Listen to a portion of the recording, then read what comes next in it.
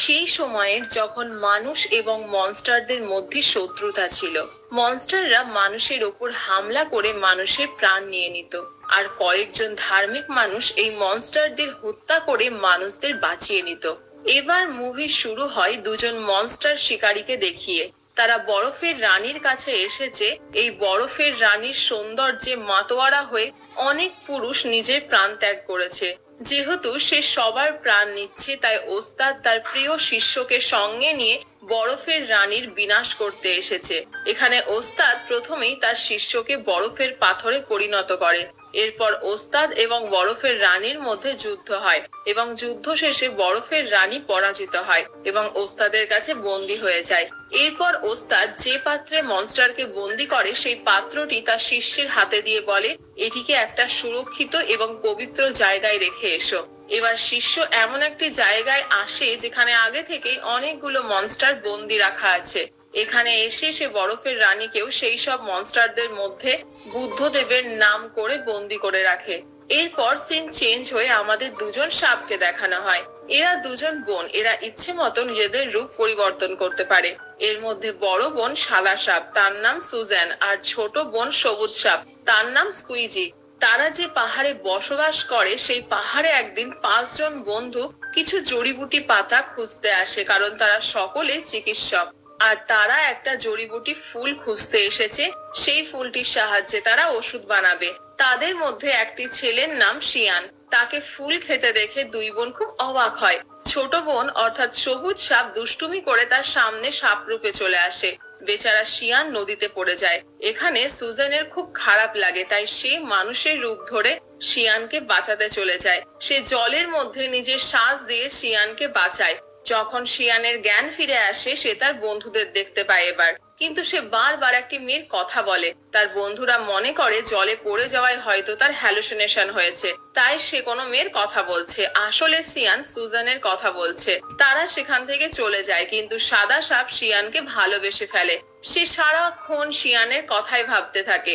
অন্যদিকে আমরা শিয়ানকে দেখতে পাই নৌকা চালিয়ে কোনো একটি উৎসবে যাচ্ছে।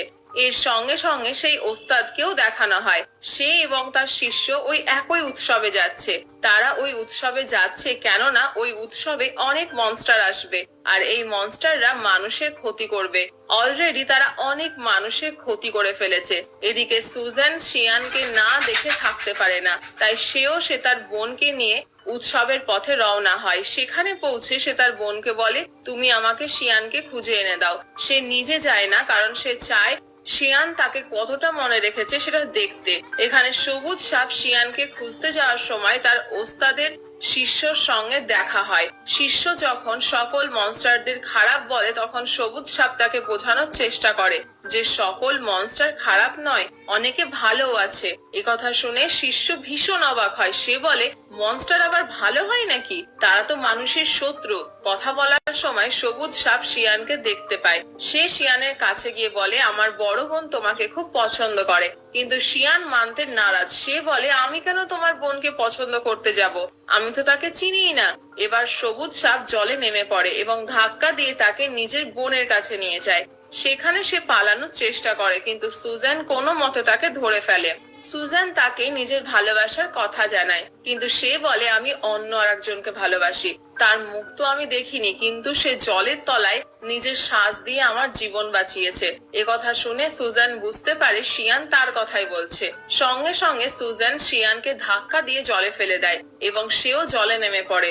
জলের তলায় সুজানকে দেখে শিয়ান বুঝতে পারে এটাই সেই মেয়ে যাকে সে ভালোবাসে।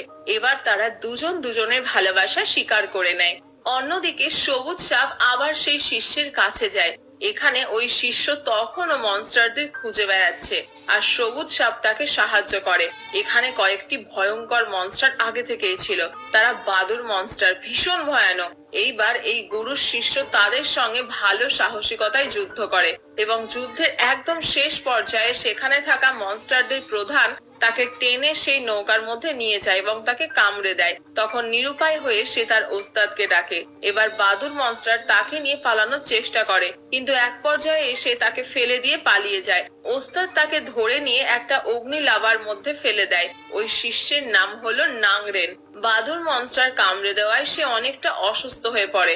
ওস্তাদ তাকে নিয়ে তাদের মন্দিরে ফিরে আসে। এর পরের দিন সে খেয়াল করে তার কান এবং দাঁত পরিবর্তিত হয়েছে। সে বুঝতে পারে আস্তে আস্তে সে একটা বাদুর মনস্টারে পরিণত হচ্ছে। এই কারণে সে মন্দির থেকে বেরিয়ে গিয়ে নির্জন এক বাড়িতে সুইসাইড করার চেষ্টা করে, কিন্তু সবুজ সাপ তাকে বাঁচায়। সবুজ সাপ তাকে বোঝায় সকল মনস্টার কিন্তু খারাপ হয় না। সে নিজেও যে মনস্টার তার প্রমাণ দেখায়, তারা চাইলেই ভালোভাবে থাকতে পারে। এরপর সবুজ সাপ তাকে মনস্টার হওয়ার ট্রেনিং দেয়। অন্যদিকে আমরা শিয়ান এবং সাদা সাপকে দেখি। তারা একে অপরকে এত ভালোবাসে যে খুব তাড়াতাড়ি বিয়ে করার প্ল্যান করে এবং একসঙ্গে থাকে। আর শিয়ান জেদ করে যে সুজানের বাবা মার সঙ্গে দেখা করবে। এখানে সাদা সাপ এবং সবুজ সাপ যে বনে বাস করত সেখানে সকল জন্তুই মনস্টার। এরা সবাই অন্য রূপ নিতে পারত, তাই তারা কাউকে বাবা, কাউকে মা, কাউকে ভাই সাজিয়ে পরিবার বানায় এবং এই পরিবারে শিয়ান আসে ও সকলের সামনে সাদা সাপকে প্রপোজ করে বিয়ে করে নেয়। এরই মধ্যে সেখানে ওস্তাদ চলে আসে এবং সে এক নজরে দেখেই বুঝতে পারে এই বাড়ির মধ্যে অনেক মনস্টার আছে। সুজান শিয়ানকে নিয়ে অন্য জায়গায় পালিয়ে যায়। অন্যদিকে তার ছোট বোন লড়াই করে ওস্তাদকে আটকানোর চেষ্টা করে। এখানে ওস্তাদ সবুজ সাপকে তার বশে করে নিতেই যায়, ঠিক তখনই তাদের মধ্যে নাংরেন এসে সবুজ সাপকে বাঁচিয়ে নেয়। ওস্তাদ এসব দেখে হতভম্ব হয়ে যায়। নাংরেন ওস্তাদকে রিকোয়েস্ট করে সে যেন এর কোনো ক্ষতি না করে, আর ওস্তাদ কিছু বলতে পারে না কারণ সে তার সব থেকে প্রিয় শিষ্য। এবার আমরা বুঝতে পারি নাংরেন এবং সবুজ সাপ একে অপরকে ভালোবেসে ফেলেছে। একদিকে ভালোবাসা বেড়েই চলেছে, অন্যদিকে মহামারী। তাই শিয়ান দিন রাত এক করে ওষুধ বানানোর কাজে লেগে পড়ে। সুজান জানতো যতই ভালো ওষুধ বানানো হোক এই ওষুধে গ্রামবাসীর কোনো কাজ হবে না, কারণ ওই গ্রামবাসী মনস্টার দ্বারা আক্রান্ত। সেই সব মনস্টারকে ওস্তাদ আটকে নিল, মহামারী এখনো রয়ে গেছে। তাই মহামারী আটকানোর জন্য সুজান তার আয়ুর কিছু অংশ ওই ওষুধের সঙ্গে মিলিয়ে দেয় এবং নিজে খুব দুর্বল হয়ে যায়। কিন্তু শিয়ানের খুব নাম ডাক হয়ে যায় কারণ তার ওষুধ খেয়ে সবাই ভালো হয়ে যাচ্ছে। এসব দেখে ওস্তাদের তার উপর কিন্তু সন্দেহ হয়, কারণ ওস্তাদ জানে কোনো মনস্টার দ্বারা বানানো ওষুধ না হলে এইভাবে রোগ সারা সম্ভব নয়। তাই সে শিয়ানকে জিজ্ঞাসা করে, তুমি ওষুধ বানানোর সময় তোমাকে কে সাহায্য করেছে? শিয়ান উত্তর দেয়, আমার বউ। ওস্তাদ বুঝতে পেরে যায় তার বউ একজন মনস্টার, তাই সে একটি মনস্টার মারার ছুরি শিয়ানকে উপহার দেয়। এরপর ওস্তাদ সুজানের কাছে যায়। সুজান এবং তার মধ্যে ম্যাজিক্যাল ফাইট হয়। এখানে ওস্তাদের হাতে সুজানকে মারার সুযোগ থাকলেও সে মারে না, কেননা সে একজন ভালো মনস্টার। ওস্তাদ তাকে বোঝায় সে যদি শিয়ানের সাথে থাকে তাহলে শিয়ানের অনেক ক্ষতি হবে। সুজানের উচিত তাকে ছেড়ে এখান থেকে চলে যাওয়া। এই বলেই ওস্তাদ চলে যায়। ডিনার করার সময় শিয়ান সুজানকে একটা পানীয় পান করতে দেয়। এটা মূলত সাপের বিষ কাটানোর ঔষধ। এটা পান করার ফলে সুজান সাপে পরিণত হয়ে যাচ্ছে। এই কারণে সে নিজেকে ঘরের মধ্যে বন্ধ করে নেয়। শিয়ান কিছুই বুঝতে পারে না যেসব কি হচ্ছে। সুজান সেখান থেকে পালানোর চেষ্টা করে কিন্তু পারে না, কারণ সে বাড়ি প্রোটেক্টেড আর এই প্রোটেকশন দিয়েছিল ওস্তাদ। ওস্তাদ কিছুক্ষণের মধ্যেই তার শিষ্যদের নিয়ে সেখানে পৌঁছে যায়। সুজান যেখানে বন্দি আছে সেই ঘরে ওস্তাদ চলে আসে। সে রাগের মাথায় সাপ হয়ে ওস্তাদের ওপর হামলা করে। শিয়ান মনে করে হয়তো বাইরের কোনো সাপ ওস্তাদকে মারার চেষ্টা করছে, তাই সে পবিত্র ছুরি দিয়ে সাপকে আঘাত করে। সাপ তাকে কিছু না বলেই সেখান থেকে পালিয়ে যায়। শিয়ান তার ওস্তাদকে প্রশ্ন করে তার স্ত্রী কোথায়। ওস্তাদ বলে এই সাপই তার স্ত্রী, আর এখন যেহেতু তাকে ওই ছুরি দিয়ে মারা হয়েছে তাই সে বাঁচবে না। এটা শুনে শিয়ান একদম ভেঙে পড়ে। অন্যদিকে সুজান মৃত্যুর কোলে ঢলে পড়তে থাকে। শিয়ান তার বউকে বাঁচানোর জন্য সবকিছু করতে পারে, তাই সেখানে উপস্থিত থাকা ইঁদুর তাকে বলে তার স্ত্রীকে বাঁচানো কেবলমাত্র একটি উপায় আছে।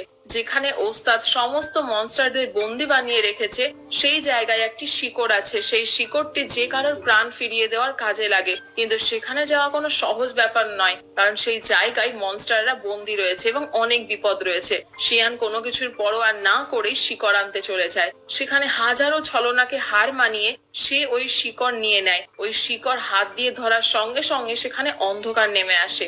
সেখানে বন্দি থাকা সব মনস্টার মুক্ত হয়ে যায়, কারণ ওই শিকড়টি সেখানে মনস্টারদের আটকে রাখে। ওস্তাদ এবং তার শিষ্যরা এই খবর পেয়ে সেই দিকে আসার চেষ্টা করে, আর শিয়ান ইঁদুরের মাধ্যমে শিকড়টি সুজানের কাছে পাঠিয়ে দেয়। সব মনস্টার বাইরে বেরিয়ে শিয়ানকে পজেস করে নেয়। ওস্তাদ তাকে মন্দিরে নিয়ে এসে তার উপর রিচুয়াল পারফর্ম করে। অন্যদিকে আমরা দেখতে পাই সুজান সুস্থ হয়ে গেছে। সে যখন জানতে পারে ওস্তাদ শিয়ানের ওপর রিচুয়াল করছে, তখন সে দ্রুত সেখানে যায়, কারণ এই রিচুয়ালে অনেক সময় প্রাণ যেতে পারে। এছাড়া শিয়ান তার পূর্বের সমস্ত স্মৃতি পর্যন্ত ভুলে যাবে, অর্থাৎ সে সুজানকেও ভুলে যাবে। সুজান এবং তার বোন মিলে ওস্তাদের উপর হামলা করে। তারা দুজন সেই মন্দিরকে জলের মধ্যে নিয়ে আসে এবং শিয়ানকে সেখান থেকে বের করে উপরে নিয়ে আসে। শিয়ান সেখানে তাকে চিনতে পারে না, কারণ ওই রিচুয়ালের জন্য সে আগের সবকিছু ভুলে গেছে। এটা ওই ওস্তাদ ইচ্ছে করে করেছে। তাই সুজান তার উপর ভীষণ রেগে যায়। সে আবারও ওস্তাদের উপর হামলা করে। অন্যদিকে জলে পড়ে থাকা ওস্তাদের শিষ্যদের তার প্রিয় শিষ্য নাংরেন উদ্ধার করে। সে এখন সম্পূর্ণ বাদুর মনস্টারে পরিণত হয়েছে।